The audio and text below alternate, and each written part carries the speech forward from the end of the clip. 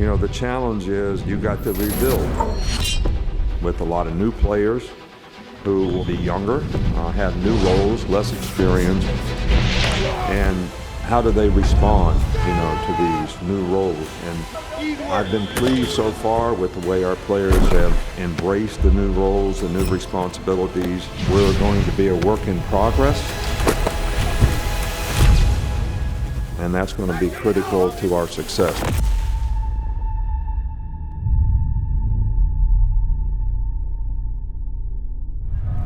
Welcome everybody to another edition of the Nick Saban Show, brought to you by TruckWorks, along with the head coach of the SEC champion, Alabama Crimson Tide. I'm Chris Stewart. Coach, congratulations on the 29th SEC crown in school history.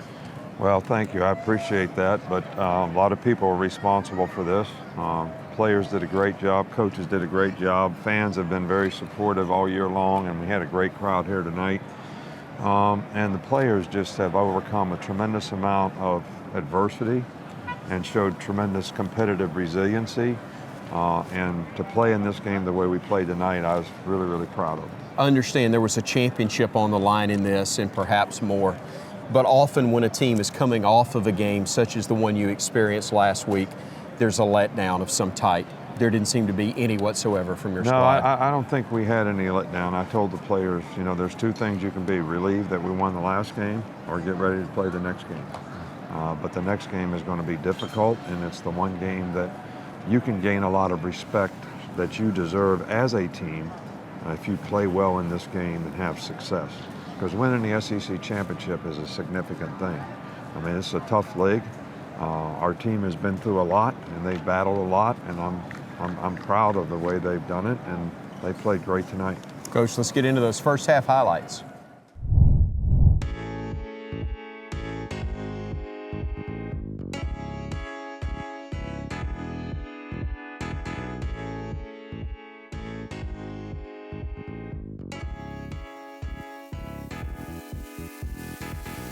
Everybody in tight, including the tight end on the right. Bennett gets the snap, backpedals to the 20. He looks, he's under pressure. He's going down. That was Dallas Turner. Dallas Turner. From this distance this year, he is 6 of 8. The snap is down. Podlesny's kick is on the way, and it is good. And the Georgia Bulldogs have a 3-0 lead. He'll look at his tight end, gets the snap.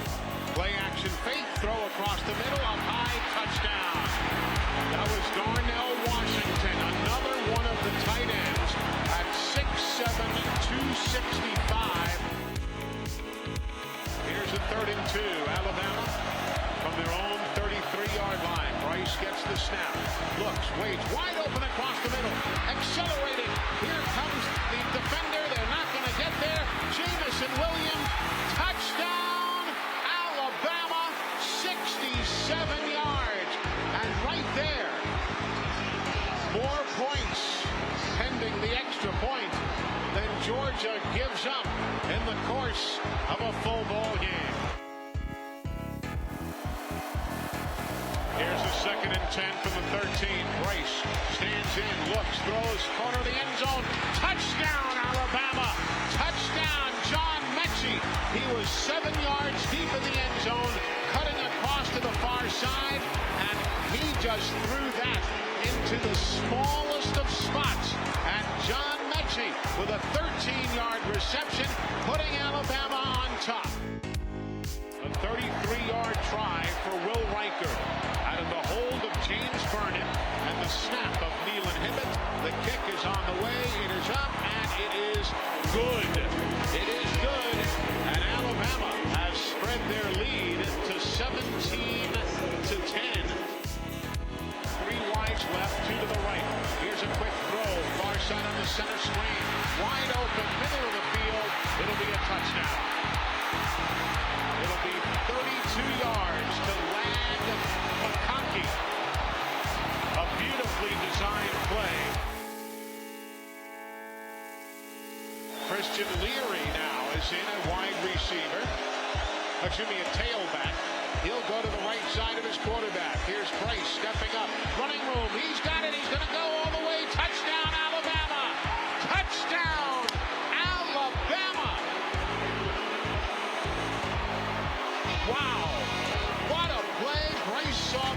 fight, and see ya. Coach, very few teams have even challenged Georgia, and they jumped out early, but your squad was able to weather the storm. Right, I think we needed to get sort of used to the speed of the game, in this game. Defensively, a couple times we were a step behind reacting to things, and I think in the beginning of the game, offensively, we didn't hit on all cylinders, but as the game wore on, we got sort of in our rhythm, and I think we played really, really well. But Bryce played great. I think it was huge that they scored and tied the game up 17-17, and then we scored in 2 minutes right before the half. That was really, really big in this game, in my opinion. Now then when we went in the locker room, everybody's hooting and hollering and laughing like the game's over. And I said, no smiles in here. This is a 60-minute game, and we got a dogfight on our hands, and we better get ready for it. 24-17 was the score at the half. We've got second half highlights coming up next here on the Nick Saban Show. The Nick Saban Show is brought to you by the University of Alabama, where legends are made, and by Coca-Cola. Together tastes better.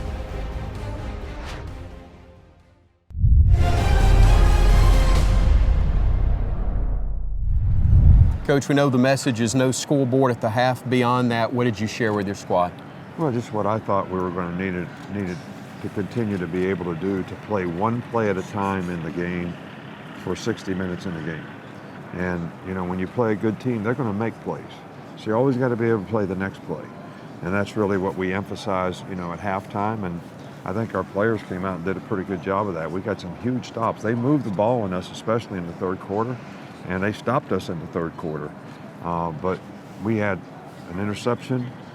We stopped them on fourth down a couple times. We had another pick six. So, we made plays when we had to, and the offense made some big plays. We've got a lot of highlights to look at here in the second half.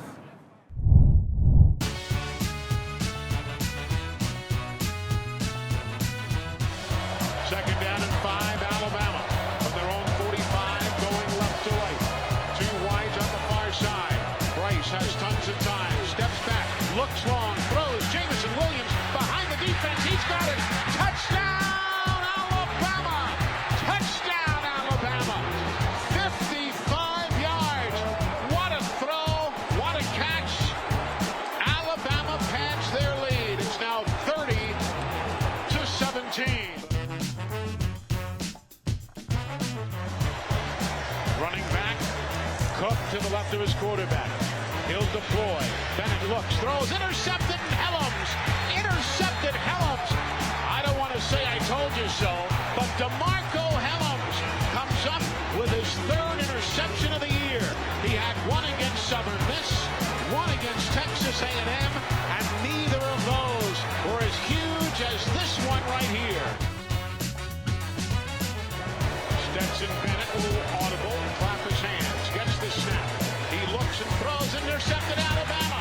Intercepted Jordan Battle, down the left side, 15, 10, 5, touchdown Alabama! Touchdown Alabama!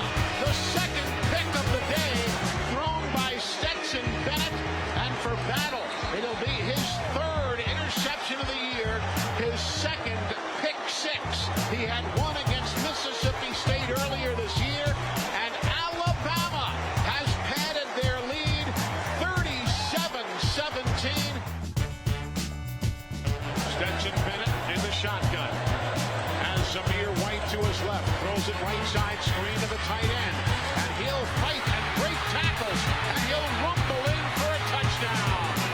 18 yards. A 42-yard try, right smack dab between the hash marks. Good spot after the good snap, and the kick is up and good.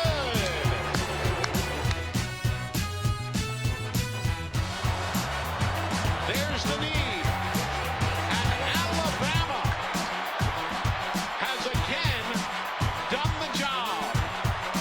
Folks, the more things change, the more they remain the same.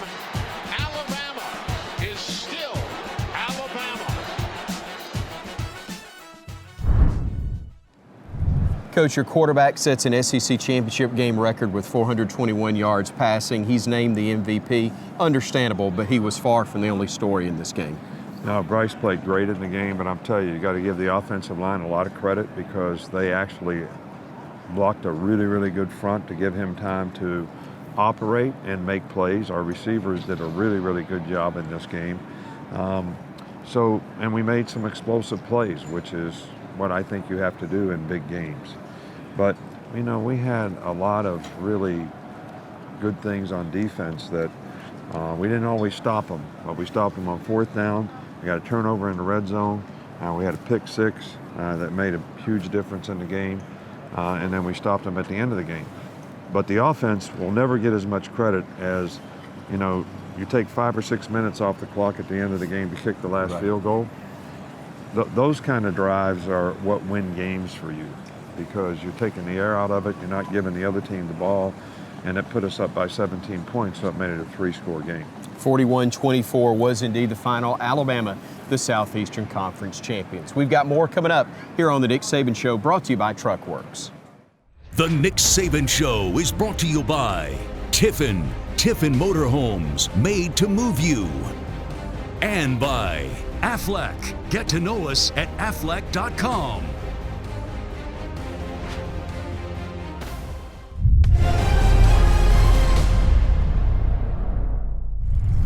Coach, probably a lot of different ways you can go. Turning point early on, a big one when you're up 10-0.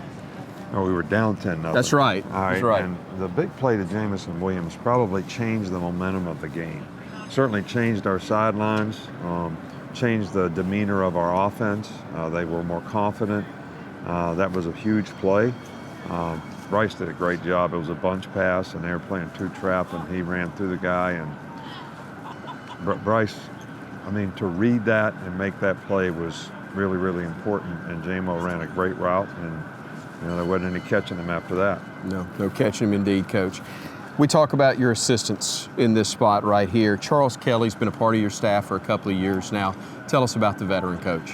Charles Kelly is a fine human being as God ever created. I mean, he and his wife do an outstanding job in the community, with the players, recruiting.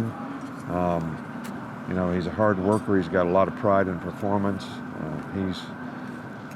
I can't say enough good things about he and his family. All right, Coach, let's go Mercedes-Benz All Access with Charles Kelly. I grew up in Ozark, Alabama. Was a fan of Coach Bryant.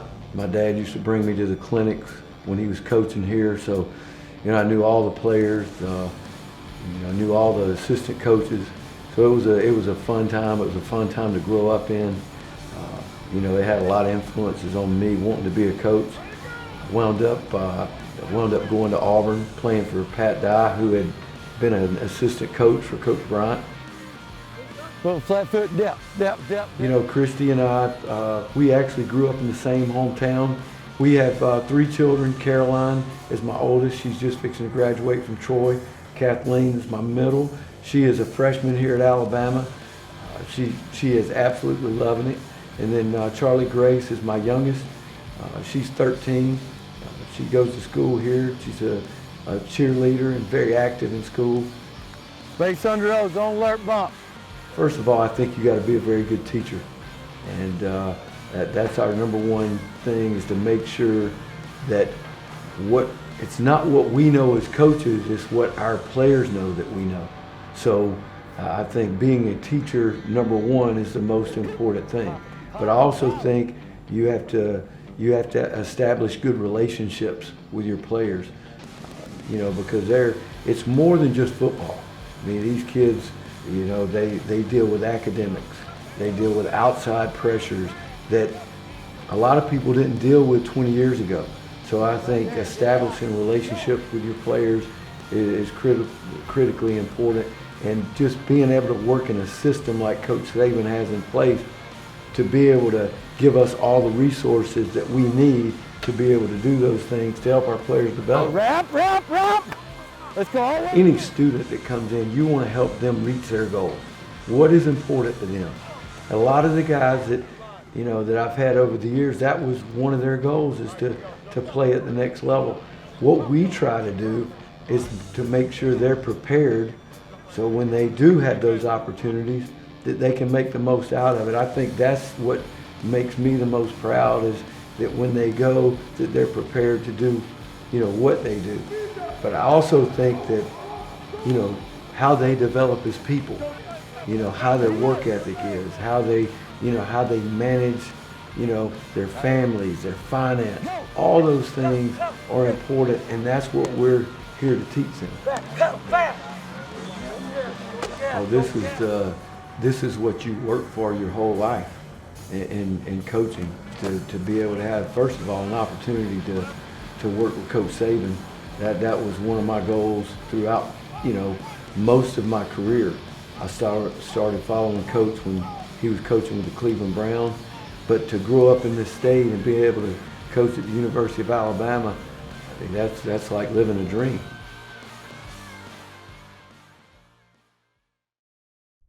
The Nick Saban Show is brought to you by Trustmark. People you trust, advice that works.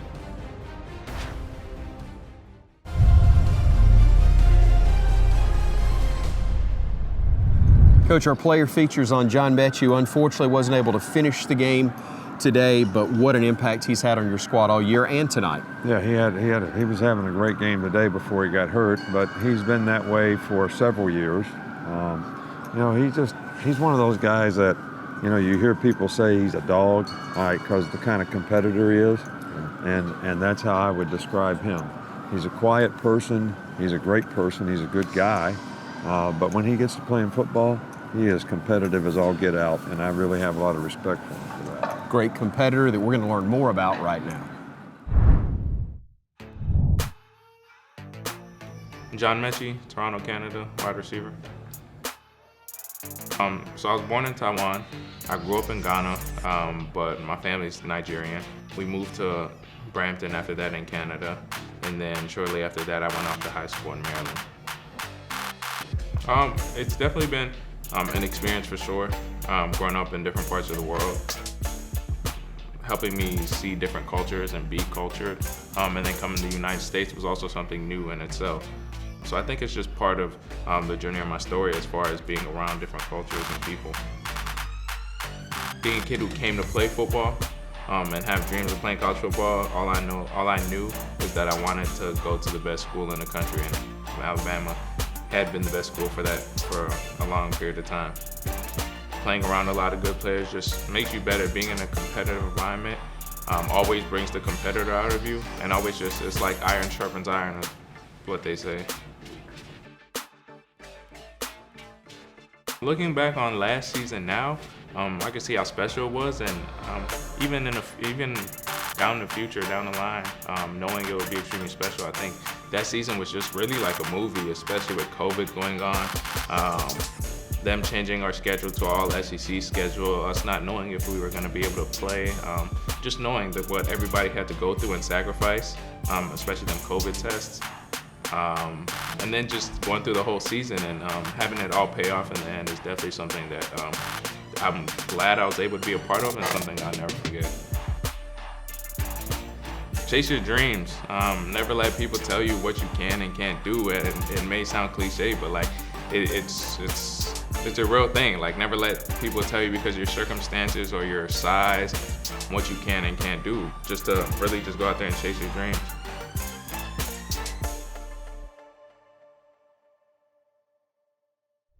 The Nick Saban Show is brought to you by Tiffin Motorhomes, made to move you.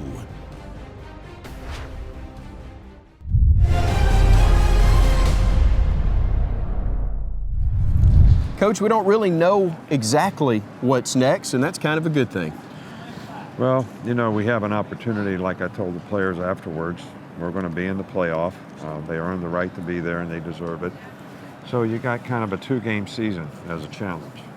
And, we'll take a little time off, try to get some guys healed up, just work them out for a while. But we don't know who we're playing, we don't know where we're playing, but we know we have an opportunity to play, so we're going to have an opportunity to prepare for something that I'm excited about for the players because they deserve the opportunity to be in the playoffs. Well, Coach, the season's not done for your team, but our season is done for the show. Thank you as always. Always a pleasure. Appreciate it. You Enjoy always it. do a great job. Thank you so Thank much. you, Coach. Alabama a winner, their 29th SEC title. For Coach Saban, I'm Chris Stewart. Roll Tide, everybody. The Nick Saban Show is brought to you by Coca-Cola. Together tastes better. By the University of Alabama, where legends are made. And by Trustmark. People you trust, advice that works.